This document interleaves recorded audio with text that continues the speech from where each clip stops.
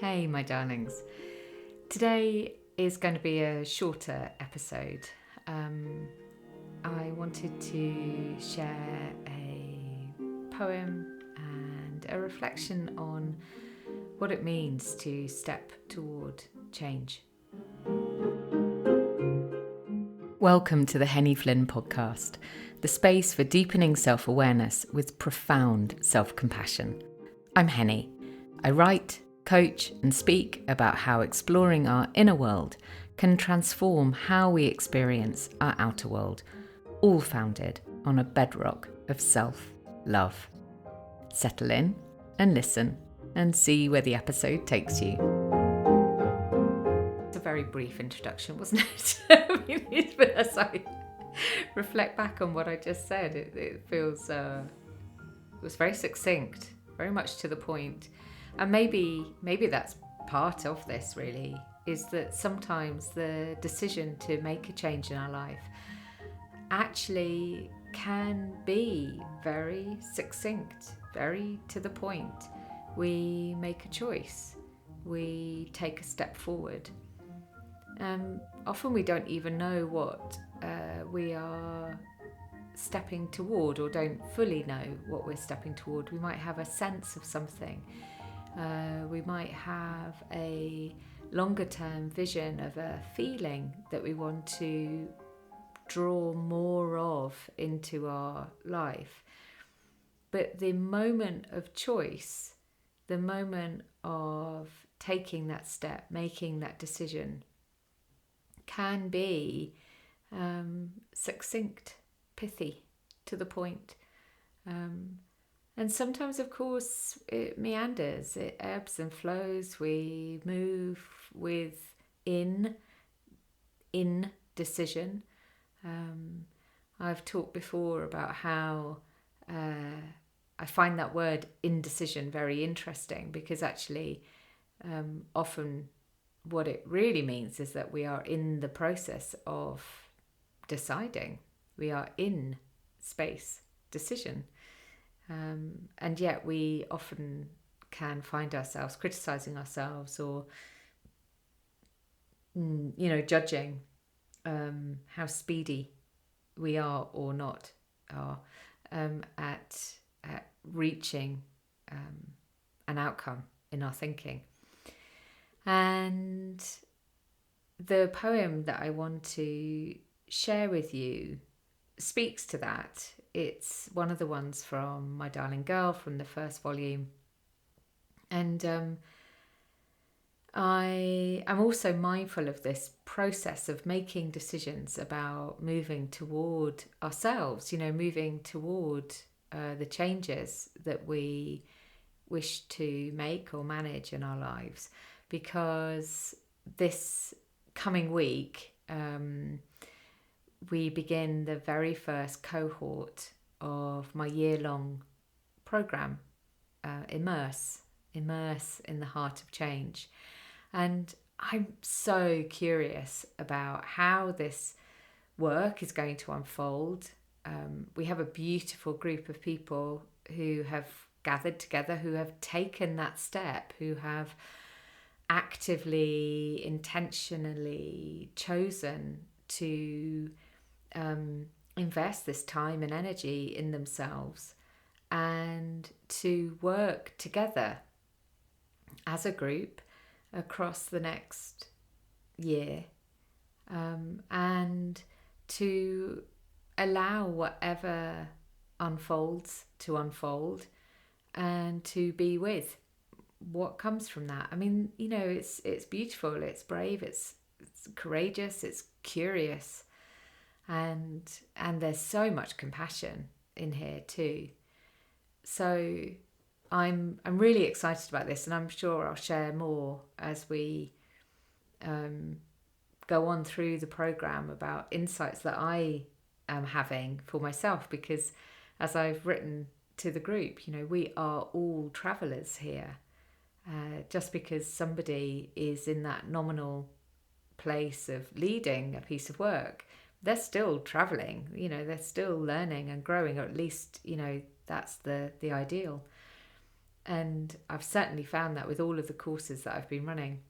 I've learnt huge amounts. And in fact, actually, doing that, the Hopes and Dreams course, which kickstarted all of these group programs back in March, April, I think it was, this year, led to me creating a piece of quiet, which was something that I had been hoping and dreaming about for a long time, but I just didn't know quite how it looked.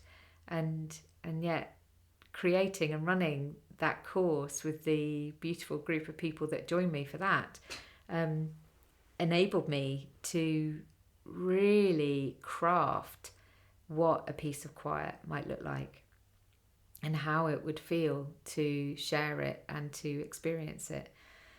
And if you haven't yet had a chance to listen in to a piece of quiet, I've actually shared the first 3 episodes of it as a very special mini podcast called A Piece of Quiet, Here We Begin.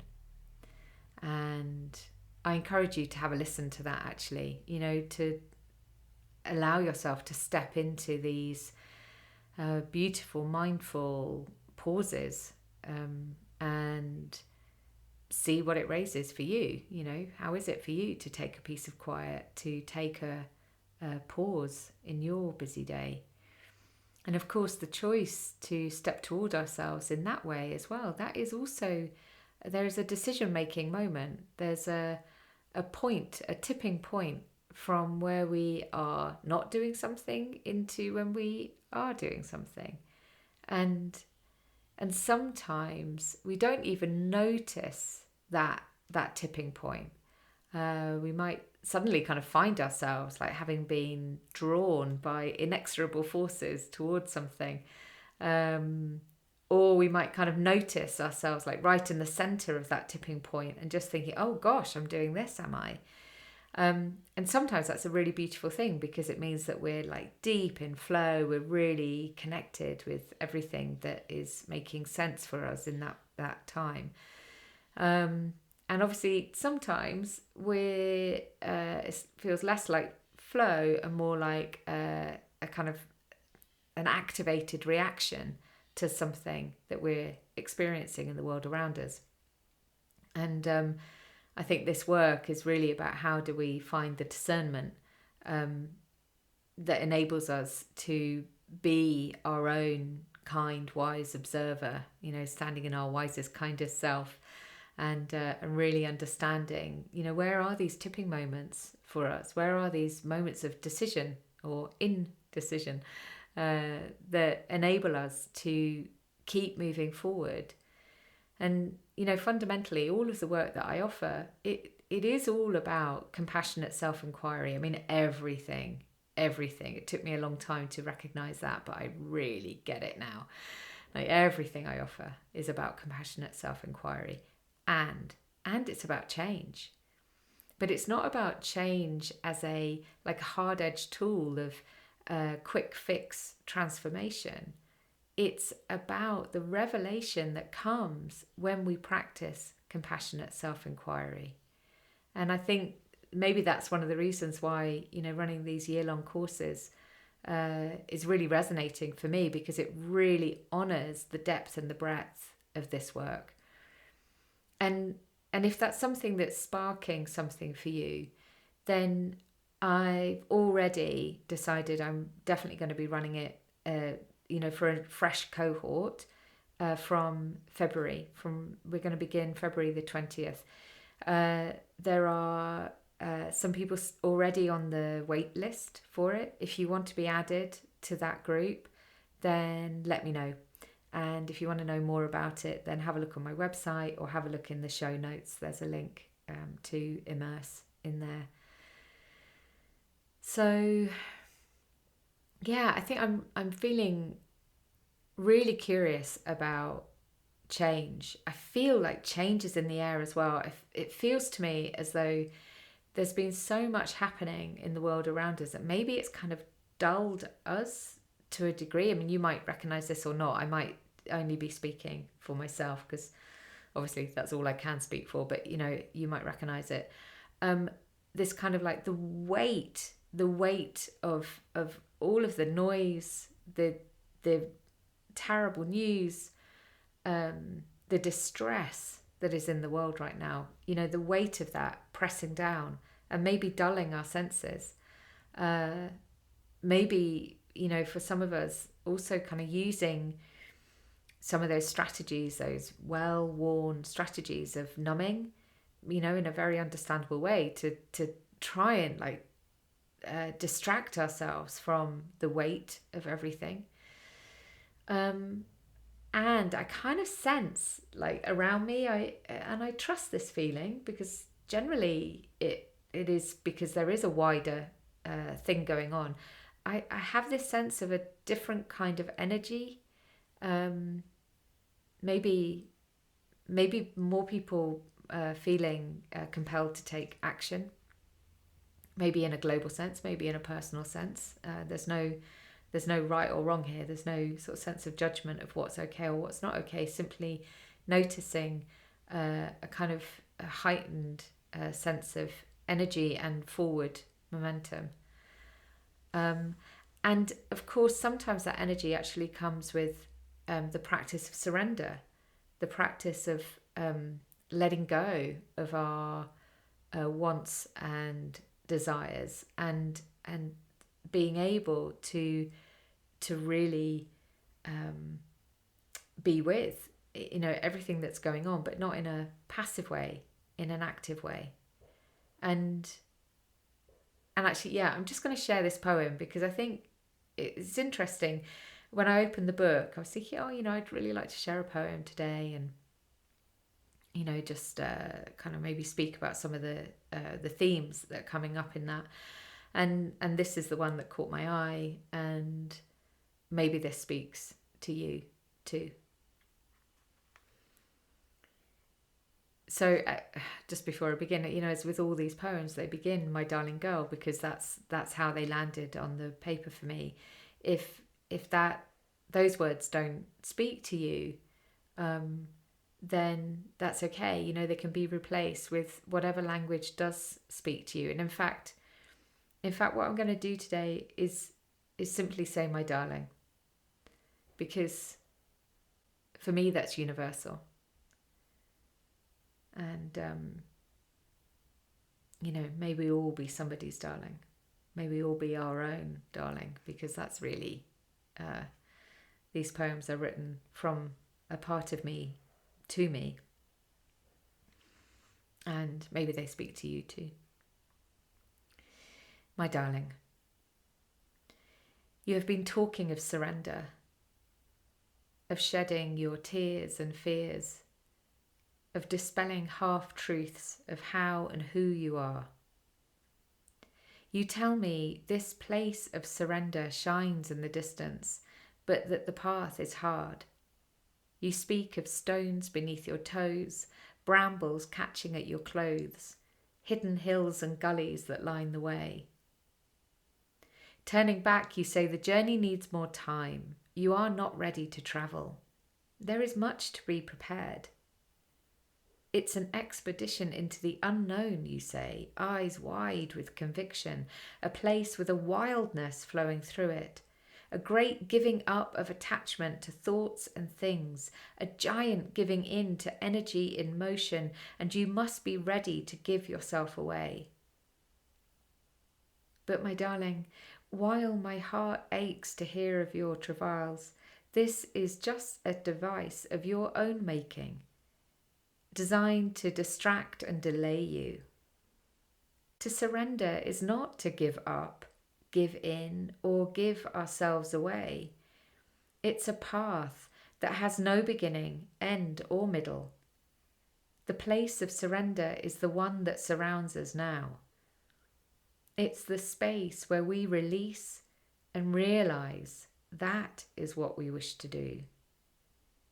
And it's the space where we listen to the words of the poem that tells us she just let go.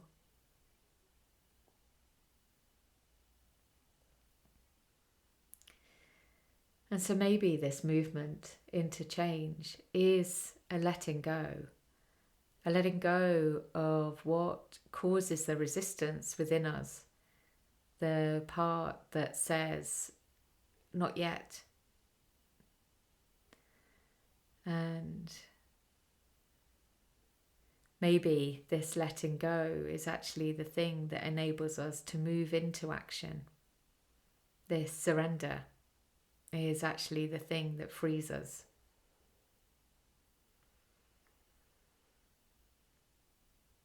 So, if you're curious about a piece of quiet, about receiving this beautiful weekly pause, I use it myself and I find it so moving each time. I know it's odd, it's my own voice, but I still find it moving. Yes, if you're curious about that, then have a listen to A Piece of Quiet, Here We Begin. I'll put a link in the notes. And if you're curious about embarking on this deeper work, whether that's one-to-one, working with me, which is a really wonderful thing, or it's working in group because maybe that's what calls you now, then, we begin our new cohort in February, and there'll also be some shorter group courses. There's one beginning on the 17th of October, I think, which is all about hopes and dreams, actually. So I'm rerunning that program because it was so gorgeous. So if you're drawn to that and it gives you a bit of a taster of how it can be to work together, it's obviously a chance to see how it is to work with me, and also a chance to work with other wonderful humans, and over a shorter period of time than the year-long program. It's only 4 or 5 weeks. Then let me know, and I'll put a link to that, and you can book through Eventbrite if that calls you. So there we go. That's it for today. And I send you a hug and a wave.